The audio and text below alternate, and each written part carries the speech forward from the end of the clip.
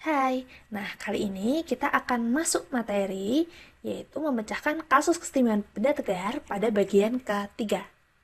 Nah, di bagian ketiga ini kita akan mencoba membahas kasus yang berbeda dengan kasus-kasus sebelumnya. Nah, di kasus ini ada seorang anak yang menaiki tangga, yang mana tangga ini disandarkan pada sebuah dinding licin, tapi permukaannya kasar. Nah, di sini kita mau tahu nih, seberapa tinggi anak itu bisa manjat ke tangga sampai akhirnya si tangga itu tergelincir. Nah, untuk mencari berapa ketinggian yang dapat dicapai si anak, maka kita bisa menerapkan kesetimbangan benda tegar pada kasus ini. Oke, sebelum kita mulai, kita ingat-ingat lagi syarat kesetimbangan benda tegar. Nah, kalau kita ingat lagi syaratnya, kesetimbangan benda tegar ini punya berapa syarat? Oke, ada dua ya. Yang pertama, jumlah gaya yang bekerja pada sistem ini itu sama dengan 0.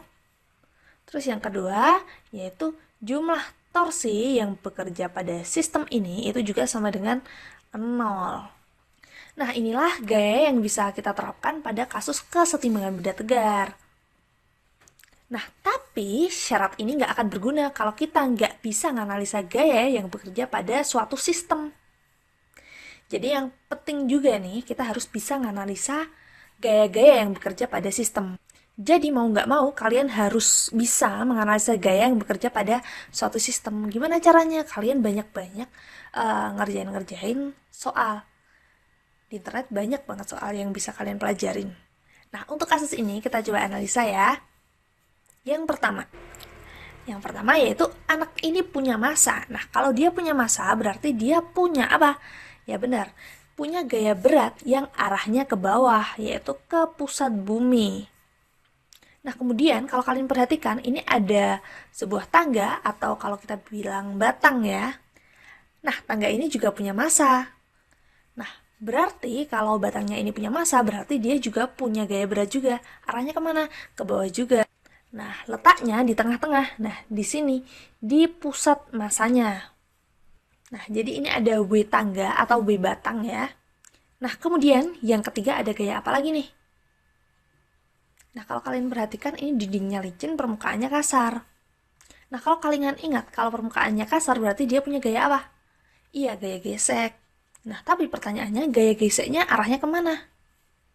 Nah, untuk mencari arahnya kemana, kita perlu ilustrasi ketika tangganya jatuh. Nah, oke, kalau kita amati, ketika kita bikin ilustrasi ya, ketika dia jatuh, berarti tangannya geraknya kemana? Ya, yang ini geraknya ke bawah, ya kan?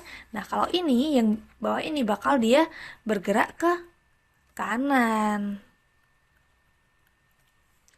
Nah, karena kita udah tahu kalau ini geraknya ke kanan, pas di permukaan kasarnya, nah kalau gitu kita tahu nih, gaya geseknya arahnya kemana? Berlawanan nih, kemana berarti? Ke kiri, gitu. F gesek, oke. Nah, itu gaya ketiga. Nah, menurut kalian ada gaya apa lagi nih?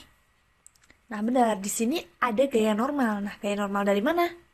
Nah, ingat ya, gaya normal itu adalah gaya yang bekerja ketika suatu benda menempel pada permukaan bidang.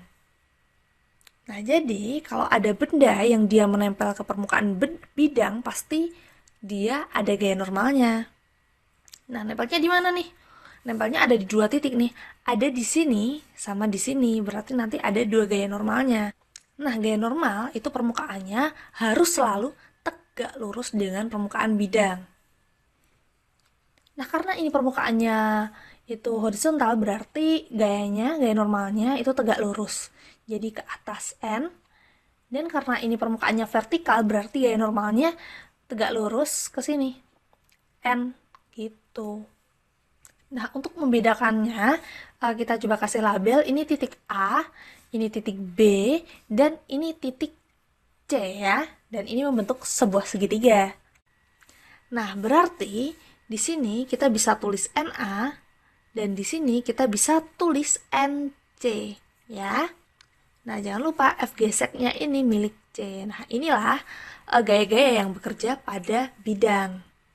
Nah, oke, sampai sini aku harap kalian nggak bingung untuk menganalisa gaya-gaya yang bekerja pada suatu benda. Nah, karena di sini ada gaya geseknya, berarti kita perlu cari tahu gaya normalnya. Nah, karena gaya gesek ini, F gesek kan rumusnya mu kalikan N nih.